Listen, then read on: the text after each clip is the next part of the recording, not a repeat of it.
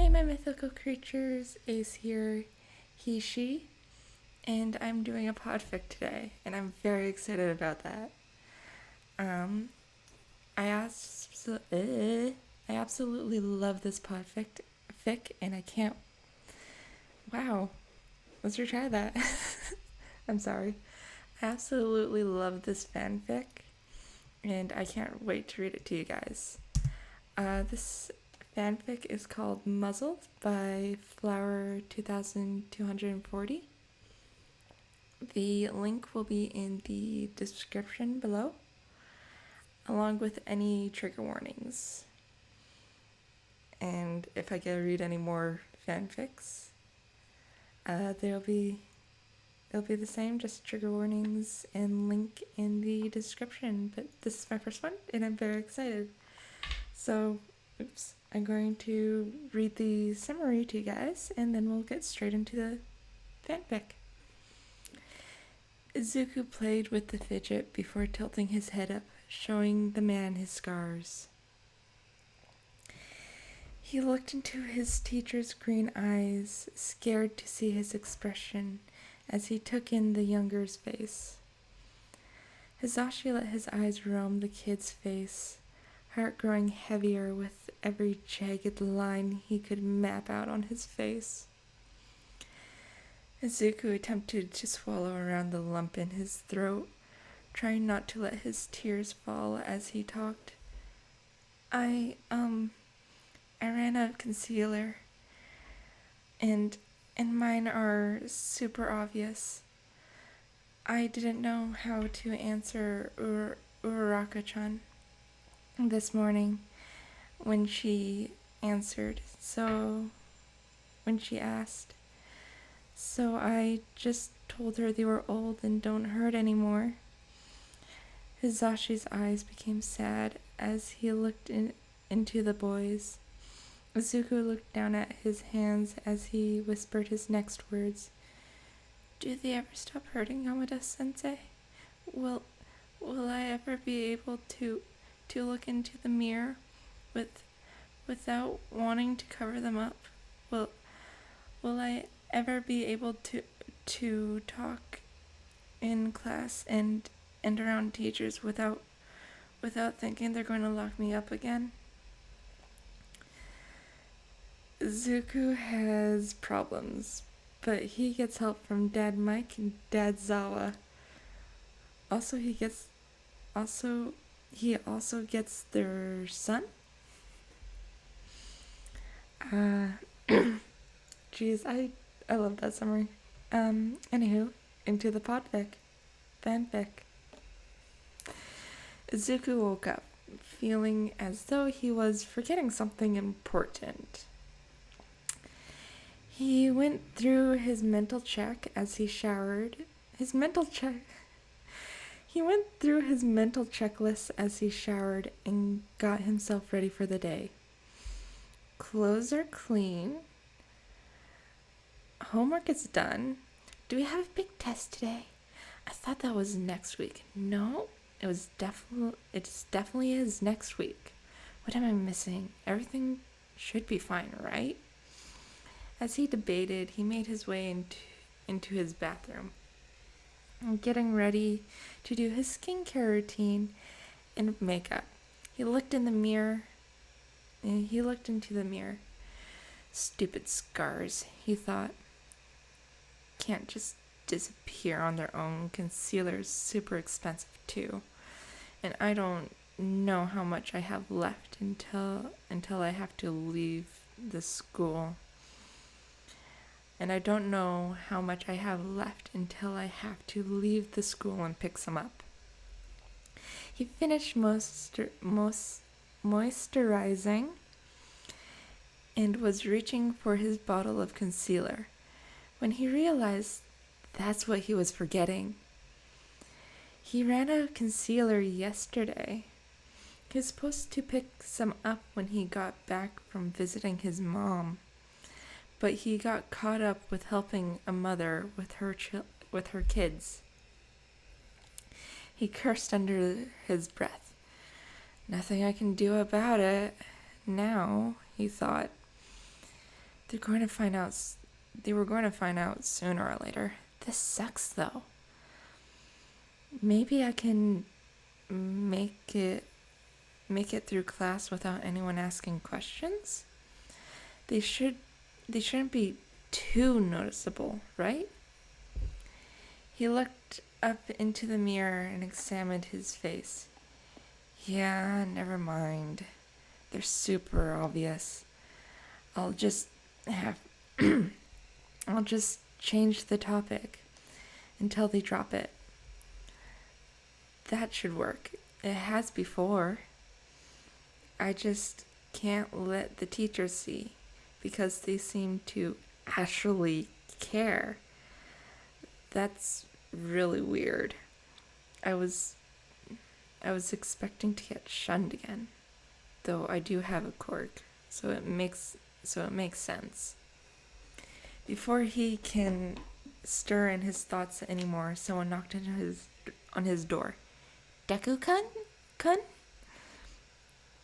He heard Uraraka's voice. Are you coming down for breakfast? Bakugo-kun is almost done cooking. He cleared his throat and teared his eyes off of the mirror in front of him. Yeah, Uraraka-chan. I'll be out in a minute. I just need to fix my tie and get my bag together. He heard a noise of affirmation before there were retreating steps outside his door. He got his bag ready and took a deep breath before meeting his classmates in the community kitchen. He was greeted by chaos, but also by a plate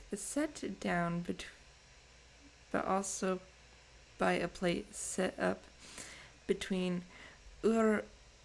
Uchako and Shoto, across from Tenya and Tsuyu. He set his bag by the door near his shoes before taking his designated seat. He looked up as Uchako addressed him. Oh, Deku-kun, you're here. I got worried when you took so long to get ready. He paused and took a bite of his ormi rice. I am sorry if I'm pronouncing things wrong. As her sentence trailed off, he could barely hear her last few words. He crooked his head in a questioning manner at her. She shook her head at him. Are you okay, Deku-kun? He swallowed his food before nodding. I'm fine. Why? She put her chopsticks down. I've never noticed the scars on your face. Where did they come from? He was doodly aware that Tsuyu, Tenya, and Shoto's eyes were looking at his face now. Oh, you don't have to worry, Uraraka-chan. He rubbed his neck with his hand. These are old. They don't bother me. I usually cover them up because they're super noticeable. But I forgot to pick up some more concealer on my way home yesterday. The girl nodded, seeming displeased with the answer before going back to eating. He could tell she was holding back more questions, knowing that he didn't want to elaborate. He was grateful that she steered the conversation to a different topic, though he could feel 2 pairs of eyes on him. He soon figured out one of the people watching him all morning. He was called to stay back. Deku! Katsuki shouted at him. You're walking with me today. Izuku nodded. Okay, Kachan. Izuku heard Katsuki grumbling to his group of extras to go walk with the rest of the class in front of the two boys before the blonde showed up next to him. They walked in silence for a few beats before Katsuki broke it. Are those scars from the... Izuku sighed. Yeah, it wasn't made to fit me. And Okomada sensei always let them tie it too tight. Katsuki nodded grumbly. I didn't know it hurt you enough to scar. I've never seen those before. Izuku nodded. Yeah, it cut pretty deep. During the first year, it wasn't so bad. But because that one didn't shut me up enough, as Uka Yamada sensei said, it got a smaller one. During second year, it wasn't too bad either, just mildly uncomfortable. But in third year, they would put it so tight it would leave small cuts. If that was it, I wouldn't have had scars. Katsuki shoved his hands in his pockets. But they never healed, did they? That's why those scars look so deep. Izuku nodded again, rubbing his wrists. Yeah, every day it would get put on so tight that it would dig deeper into an already open wound.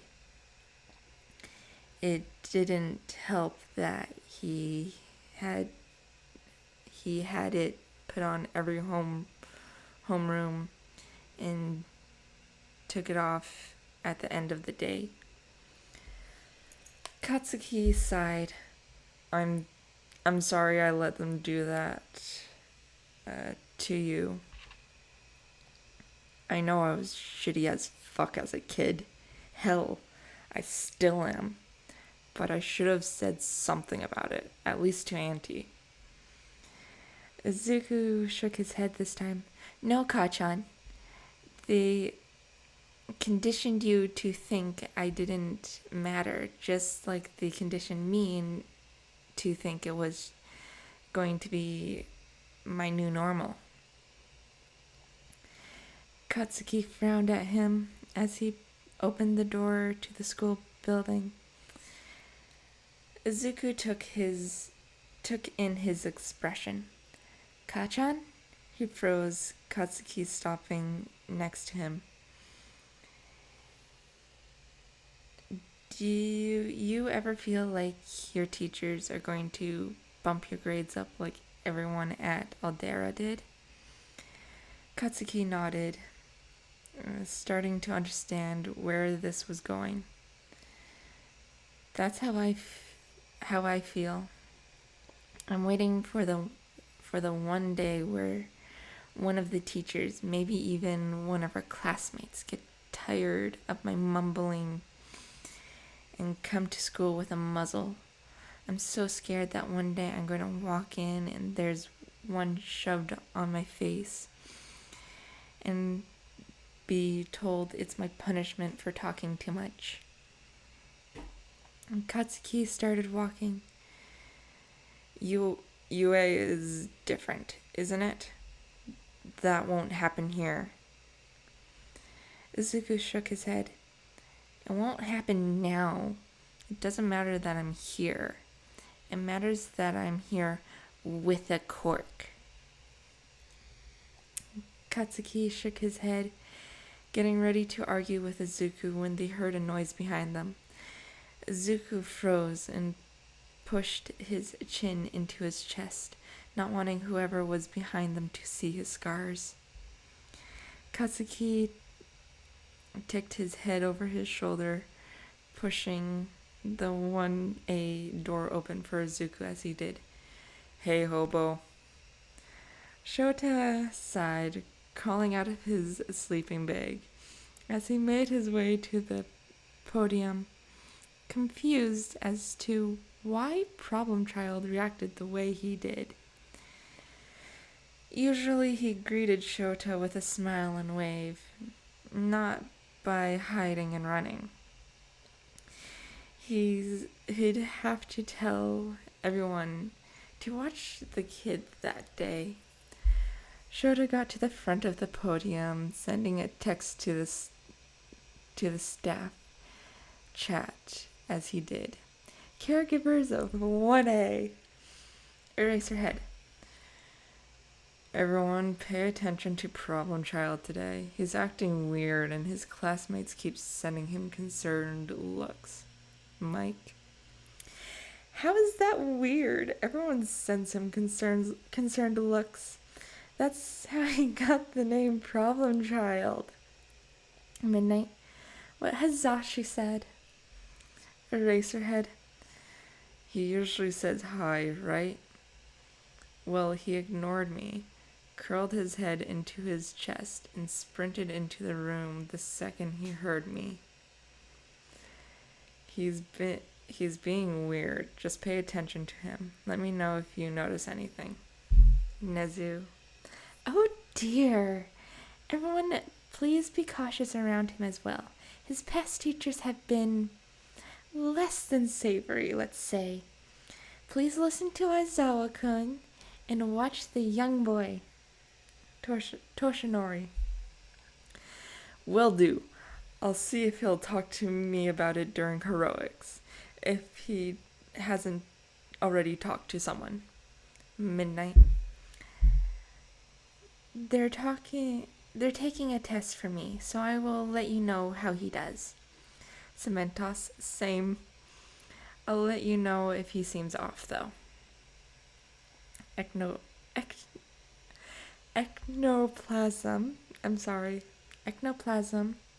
He's usually pretty quiet and reserved during math anyways, but I'll let you know if anything's different today. Mike. I'll see if the listener is up to talking about it before lunch. If not, I'll leave it up to Toshinori.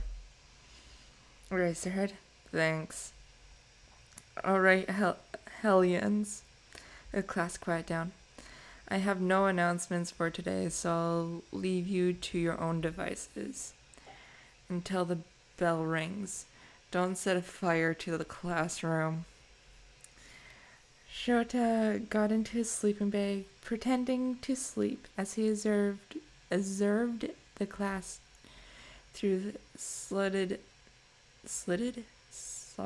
eyes. I am sorry.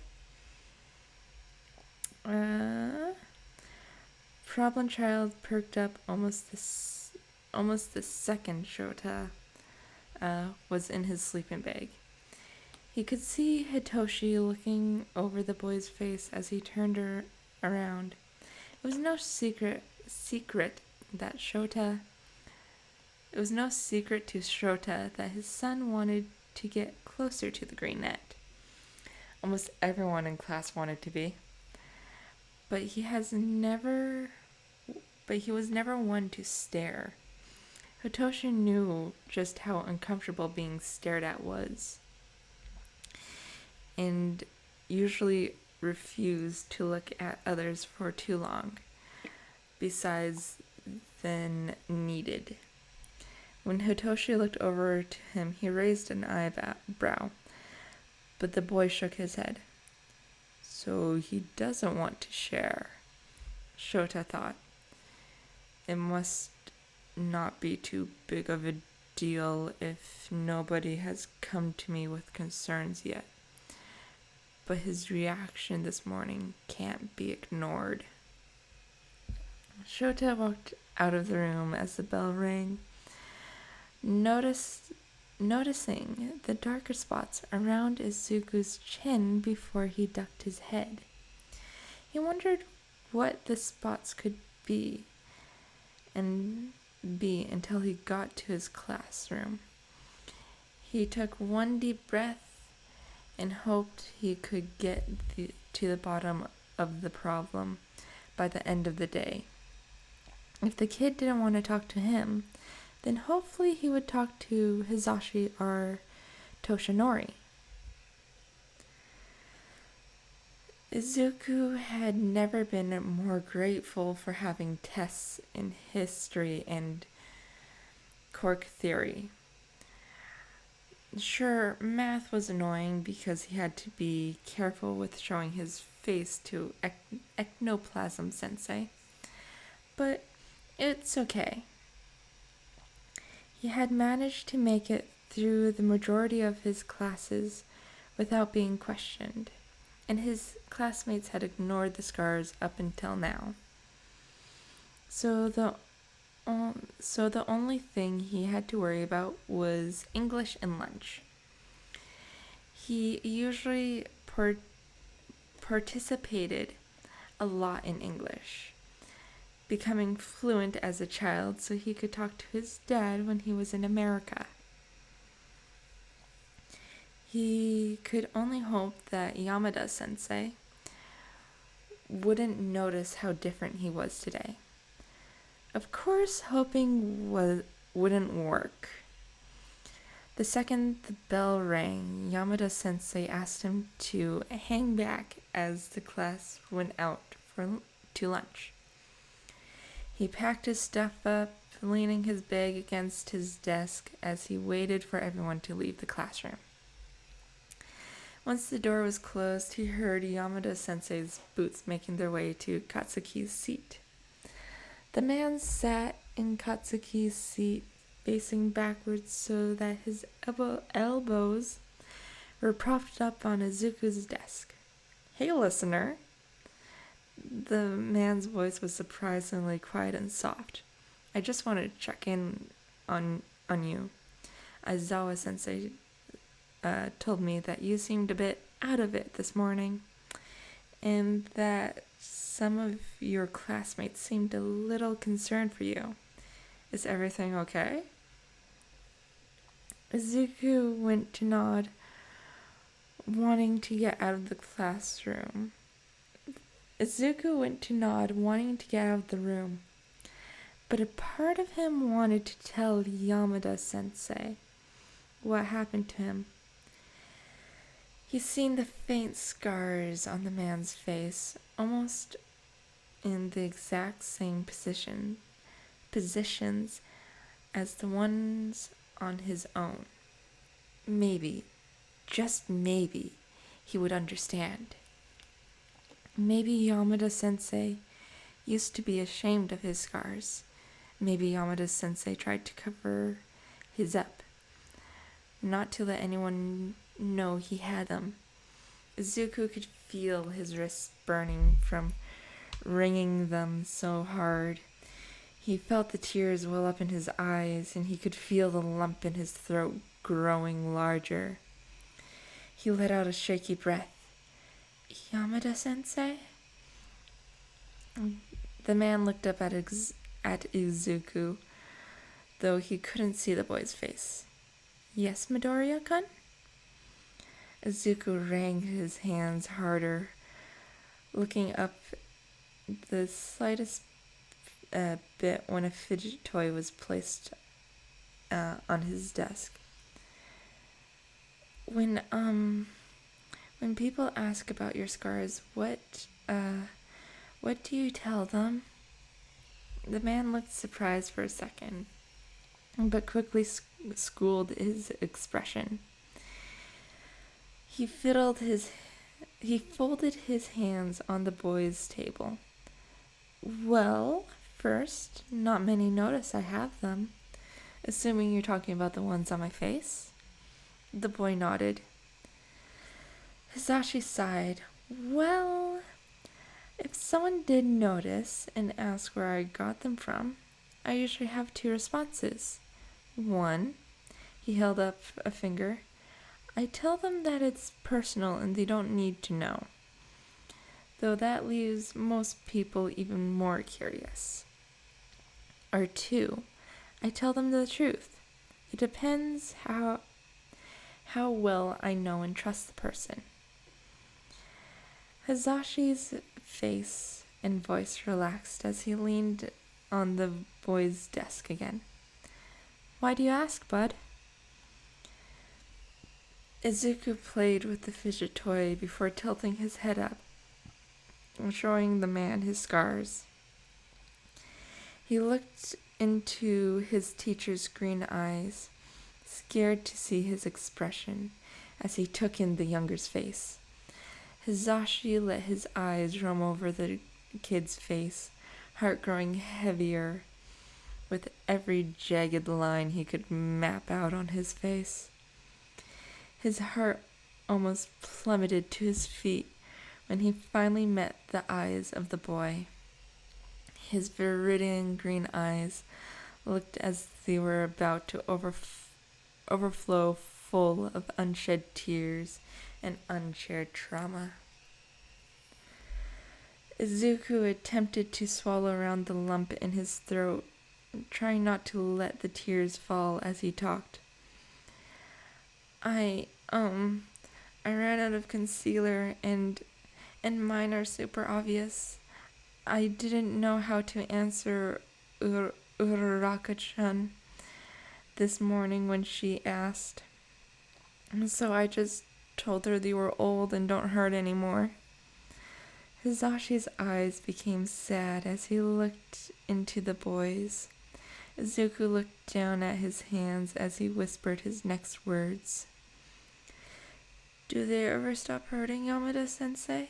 Will I ever be able to look in the mirror without wanting to cover them up? Will I be able to talk in class and around teachers without thinking they're going to lock me up again? The boy was sobbing now, holding in noises but tears falling as fast as they could. He was trying to wipe them away, but they just kept coming. Hizashi felt his heart break as he looked at the boy, especially as his words processed. Hizashi filed away his anger for later, saving that for when he recounted the story to his husband. Right now, there was a child who needed his comfort. Oh, buddy, he whispered, crouching next to the boy's seat, instead of sitting in front of him. He slowly pulled the boy into a hug, giving him a chance to let go. They do stop hurting, but it takes a while. He rubbed his hand up and down the child's back. He ran his hand up and down the kid's back as he felt the kid's hands ball up in his leather jacket. It took me years, well into my 20s, years after I got out from there, to stand them. Now I look at them with accomplishment because I survived that place and didn't let it break me. I know it's not the same for everyone. It never is and never will be. But the one thing I know will help you through it is people you trust. If I didn't have my friends, I don't know if I could stand looking in the mirror every day. It's hard. It's really hard. But you can get past this. And just like you can get up, just like you caught up with everyone else and gained control of Black Whip. Soon you may see them as more scars. But instead of seeing all the others you've saved, you'll see that you saved yourself. Izuku nodded, letting the man go. His hands loosened in the leather jacket, but he kept his arms locked around the hero. Feeling safe in his arms, he sniffled before speaking. Yamada-sensei? Hizashi's hands moved up his back again. Yeah, kiddo? Thank you, Izuku whispered, leaning his cheek on the man's shoulder. I've never had someone that understands. Someone to talk to this about without being looked at like I'm crazy for having these scars. I don't have a voice quirk, so many people ask why I was muzzled. They never understood. It feels nice to have someone who understands. Hizashi just nodded against the boy's hair. It does. And listener, I'm always here if you ever want to talk more about it with someone who understands. Let me know, okay? I know you have Aizawa sensei's number, and I'm sure you know we're married, so let him know if you need me. Or come find me at my room or the teacher's lounge. There's no harm in needing help. If someone's to listen, alright? Izuku nodded, letting go of the man completely. He wiped his eyes and nose before smiling at the man. Okay, I promise I'll let you know if I need anything. Hizashi nodded at the boy, ruffling his hair before following the boy out of the classroom. When they stepped out, he noticed his son sitting a few feet away from the door, obviously waiting for Izuku. Hizashi wanted to smile and frown at the same time. He had to bring Izuku to the teacher's lounge. He had a mandated report. He's a mandated reporter and needs the boy's official statement and pictures of the scars. Izuku looked surprised to see Hitoshi waiting for him, but he smiled before realizing his scars were on show. He ducked his head and tucked himself closer to Hizashi's side. Hizashi ruffled Izuku's hair and let his arm pull the boy into a half hug. Izuku immediately gripping the side of his leather jacket. Hizashi glanced at his son before turning to face the boy curled against him. Midoriya-kun. The boy looked up at him, fidgeting with Hizashi's jacket. We have two options right now, okay? Izuku nodded. He knew this was coming. You're smart enough to know that I have to report this. I know that. We can either go now and you'll miss practical heroics today, or you can come back after class, whichever you think is easier for you. Either way, we'll need Aizawa sensei to sit in, as he's your homeroom teacher. You're always allowed to bring someone else to help you feel more comfortable. Izuku nodded. He glanced at Hitoshi and then back at Hizashi. The blonde gave him a gentle smile and a slight nod. Izuku cleared his throat.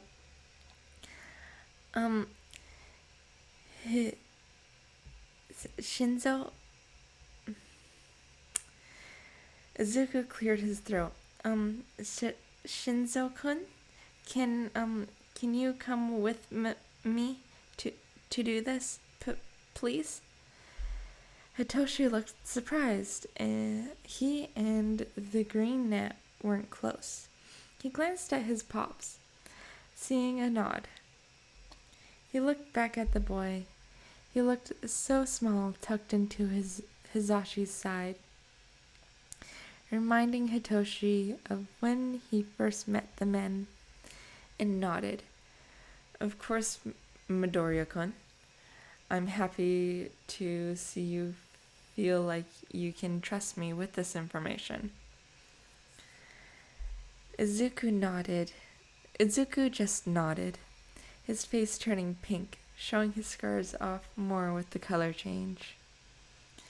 The walk to the teacher's lounge was nearly silent, the only noise being the click of Hizashi's boots on the floor.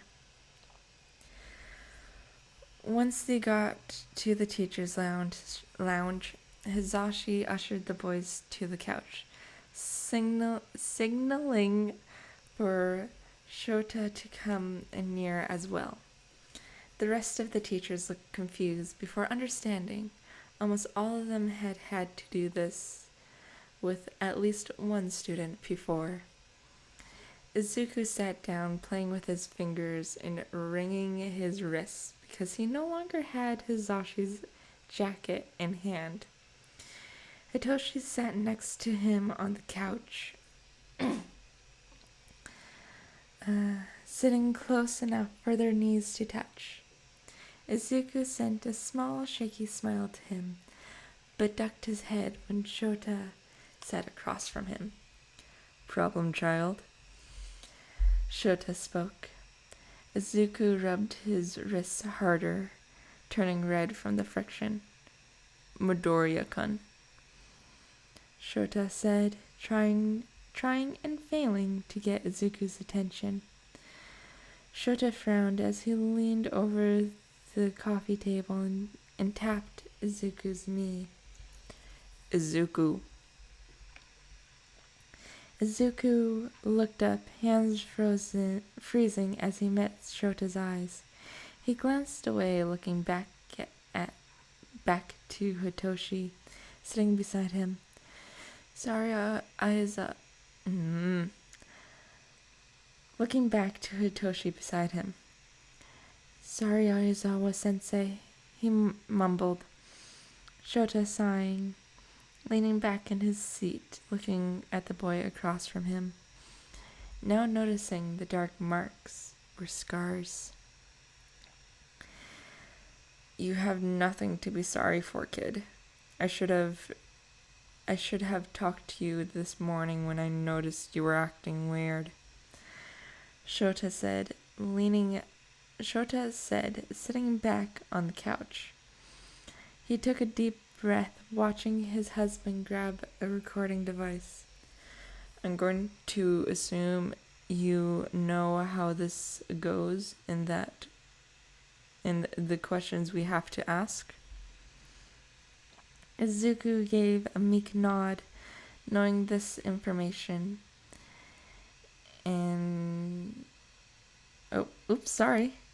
Izuku gave a meek nod. "And knowing this information, you're sure that Shinzo-kun is the one you want here with you?" Shota rolled his eyes at the mock offense. At the mock offended look on his son's face. Hizashi got back as he nodded again. I think he'll understand. It's harder to talk to people who don't get it, you know? Shota nodded and tried to hide a sad look. It's always hard to learn that one of your students has been, or is currently being, abused. He already had helped Shoto and Hitoshi. I hoped that the rest of his homeroom would be okay. Hisashi nodded at them and held up the device. Midoriya-kun, for legal reasons, I have to record this conversation if we're going to have it here and not in a police station, okay? Izuku nodded and Hisashi started recording. This is the voice hero of President Mike, a civilian named Yamada Hisashi. Pro hero badge number XXXXXX. I'm in the teacher's lounge at UA High School with underground pro hero Eraserhead, civilian name Aizawa Shota. Hero badge number XXXX. We're talking to Midoriya Izuku about some concerning scars. To be clear, you consent to the recording of this conversation, Midoriya-kun? Izuku nodded, letting out a meek, yes, sir. Hisashi nodded, looking at his husband to start asking questions. Shota sighed before sitting straighter. Midoriya-kun, you're aware of why this is happening, yes? Yes, Aizawa-sensei, it's because of the scars on my face. Shota nodded. It is, thank you. Pictures of your scars will be sent to Detective Sakauchi along with this recording. Do you consent to that? Izuku perked up. Detective Sakauchi? Yeah, I'm okay with it. Shota raised a brow at the response, but didn't comment on it. Midoriya-kun, we need to know what caused the scars, or when they were caused, and who caused them. Izuku started wringing his wrists again. Hisashi sent him and Hitoshi a look. Hitoshi quietly huffed, knowing the recording wouldn't pick up on it, and held his hand to the slightly younger boy, palm up.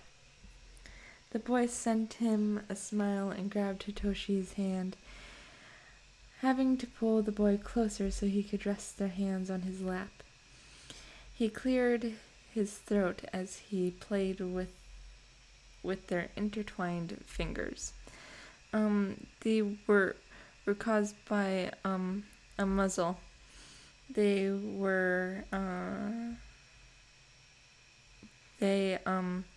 are really from constant use in it being tight too tight. My old homeroom teacher, he was also my English teacher, put it on me himself or let my classmates put it on. The adults had to hide their anger as Hitoshi frowned. Hisashi spoke up next. Please explain constant use. Izuku swallowed, feeling another lump in his throat. It was first put on me in my first year of middle school, but it was a larger one. In my second year, my teacher got a smaller one because the first one didn't have the desired effect. I mentioned he was my homeroom and English teacher, right? He put it on, or have someone else put it on during homeroom. I had English last period, so he would take it off after that class and bring it the next day. He did that for my second year until I graduated. The muzzle was always too small and would cut into my face. They were They were small cuts, but they were small cuts, but because they never got a chance to heal properly until the summer, the cuts got deeper and deeper. Shota took on a blank face. We're going to need the name of your junior high school and your teacher. We can find classmates after we have that information. Izuku nodded, squeezing Hitoshi's hand. I want to, Oops. Izuku nodded, squeezing Hitoshi's hand. I went to, Aldera Junior High for all 3 years. My teacher's name is Okamida.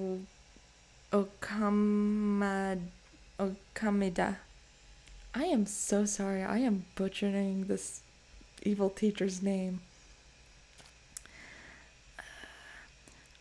I don't remember his given name. Sorry.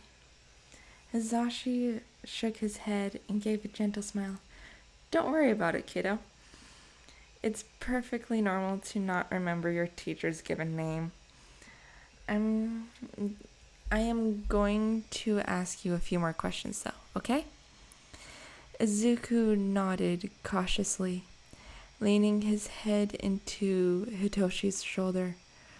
Okay. Hizashi took a deep breath. Do your parents or guardians ever report the school? Izuku shook his head. No, my mom didn't notice. She was always at work when I got home from school, and I would cover them up before she got home. I didn't want her to know. If she tried telling someone, no one would listen. Plus, it would make everything worse anyways. Shota frowned, and Hizashi mirroring his expression. Hizashi was careful to word his next question properly. Midoriya-kun, do you know why your other teachers and classmates never took the muzzle off? Why didn't you take it off yourself? We will also need to come back to that last comment. Izuku nodded, and he took a deep breath, letting himself put majority of his weight onto Hitoshi's side.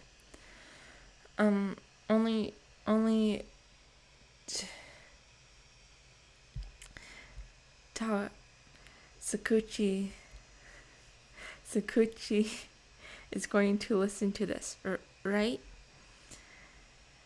Shota raised an eyebrow. Why is that relevant? Izuku curled into himself. What I'm going to say is kind of maybe totally a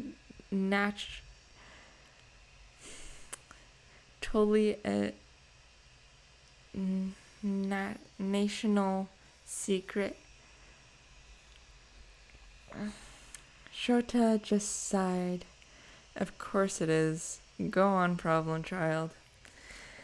Izuku took a deep breath. Nobody ever did anything because I was corkless. At 4, I was diagnosed as corkless, extra toe joint and everything. So you can imagine I wasn't treated kindly, at least by those that acknowledged me. Most just ignored me. I'm getting off track. Anyways, no one took it off because no one wanted to. No one cared about me.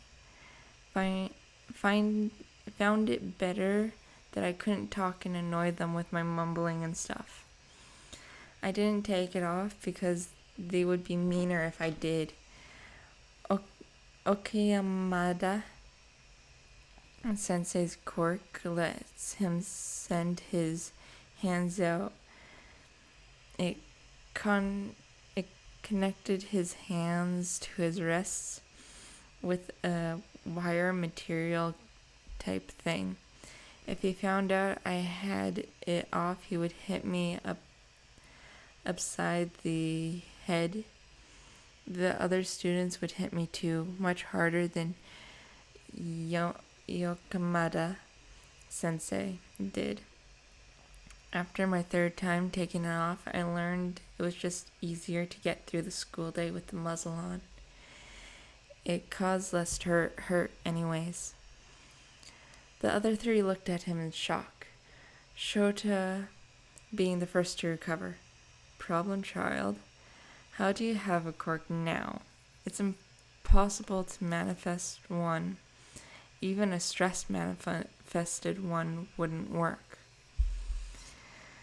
Izuku rubbed the back of his neck with one hand. That's where the national secret comes in. Only Recovery Girl, Detective Sakauchi, Nezu, All Might, and myself know of it. So Izuku explained his quirk to the other three. He left out the sludge pavilion incident and his question for All Might. He'd already revealed enough about himself today. He ended up having to go into more details about middle school and the abuse he went through, but that's okay. He got people who knew now. People who don't care that he's supposed to be quirkless. Once they finished their conversation, the boys were told to go to the dorms. Shota and Hizashi discussed what steps they were going to take going forward as the boys walked out. They walked through the empty halls when Hitoshi spoke first. I'm really sorry about everything I said at the sports festival. I really shouldn't have assumed that life was perfect, even with the assumption of your quirk, especially because it broke your bones at the time. It was really shitty of me. I'm happy you're okay now. Izuku smiled. You don't need to apologize, Shinzo-kun. I know you needed to get me too upset to use your quirk anyways. I've never held what you said against you. I'm happy you're in Class 1A now. I'm hoping we can get closer and become really good friends.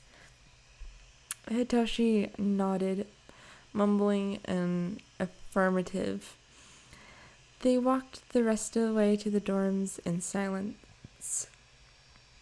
Once they reached the dorm entrance, Hitoshi paused and looked back.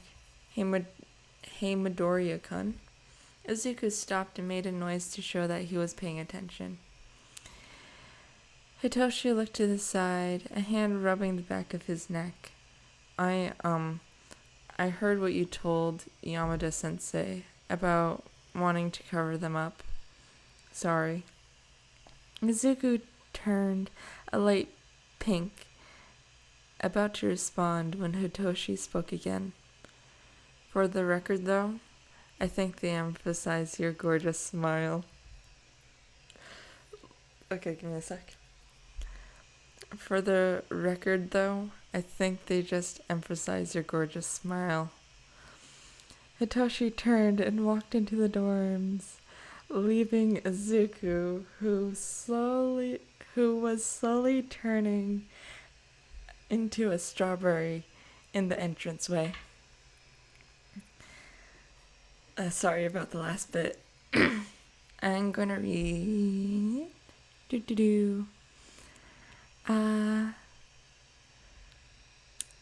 So I'm going to read like a little bit of the notes because I think they're kind of funny. and also really relatable if you write stories. So here we go. Here's some of the notes.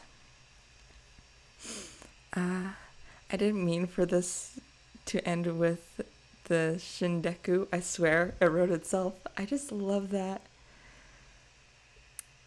So yeah, I really love that story. It's like really sad but really sweet, and I'm really sorry about the end when Hitoshi was commenting about Izuku's smile.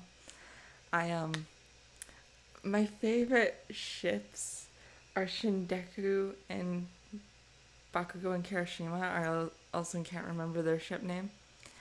I also really, really love when it's like Shinzo, Denki, and Izuku, or any poly relationships. Cause poly. Anywho, sorry it's so long, and sorry for all my mess ups and slip ups and stuff like that. Anywho, enjoy the rest of the day, whatever time of the day it is for you guys. Remember to drink water and eat donuts. And yes, that is going to become a regular thing. Eat donuts. I love donuts. Eat them. Bye. Sorry. Love you guys. Until next time. Peace out.